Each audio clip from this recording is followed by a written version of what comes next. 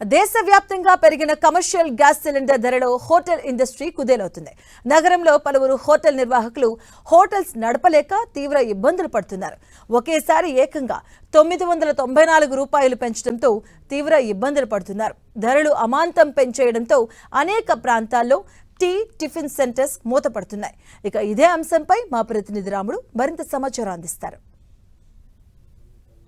ఇక హైదరాబాద్ నగరంలో ఉండేటువంటి చాలా టిఫిన్ సెంటర్లు గ్యాస్ కొరత కారణంగా తీవ్ర ఇబ్బందులు పడుతున్నారు. కొన్ని మాత్రమే వాళ్ళు పెడుతున్నారు, మరికొన్ని తీసేస్తున్నటువంటి పరిస్థితి ఉంది. మనం ఇక్కడ కొత్తపేట దగ్గర ఉండేటువంటి ఒక టిఫిన్ సెంటర్ దగ్గర చూద్దాం.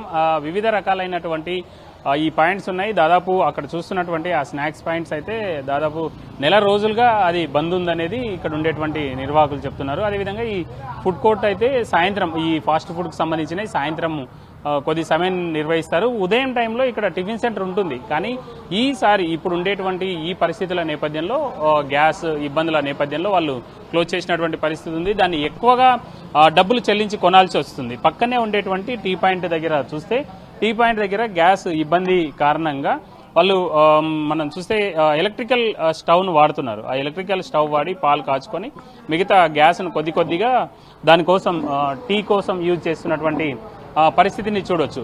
అనేక ప్రాంతాల్లో ఈ విధమైనటువంటి ఎలక్ట్రిక్ స్టవ్స్ను వాటన్నింటినీ కూడా వాడుతున్నటువంటి పరిస్థితి ఉంది. ఈ విధంగా వాడుతూ దాన్ని 4,000 రూపాయలకు కొనుగోలు చేశామని ఇక్కడ ఉండేటువంటి వాళ్ళు చెప్తున్నారు. ఈ విధంగా హైదరాబాద్ సిటీలో అనేక ప్రాంతాల్లో ఇదే విధమైనటువంటి ఇబ్బంది కనబడుతుంది. మనం ఎక్కడ చూసినా చాలా ఎక్కువగా ఉండేది. ఈ స్టవ్ పైన ఒకవైపు పాలు, ఒకవైపు డికాషన్ కాస్తుంటే మరొక వైపు షుగర్లెస్ కానీ షుగర్కు సంబంధించి కానీ ఇతర స్పెషల్ టీ ఏమైనా పెట్టాలన్నప్పుడు కానీ పూర్తిగా వీటిని ఈ 4 స్టవ్లు ఎప్పుడూ మండుతూ ఉండేటువంటి అవకాశం ఉండేది.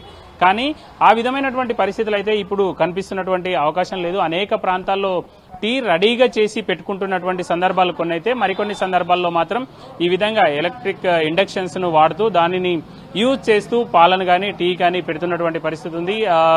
రెడీ టు సర్వ్ అనేది కూడా కొన్ని ప్రాంతాల్లో లేనటువంటి పరిస్థితి. కొన్ని ప్రాంతాల్లో పూర్తిగా వాటన్నింటినీ కూడా తగ్గించేసేశారు. కొన్ని ప్రాంతాల్లో టీ కొట్లు అన్ని మూసివేశారు.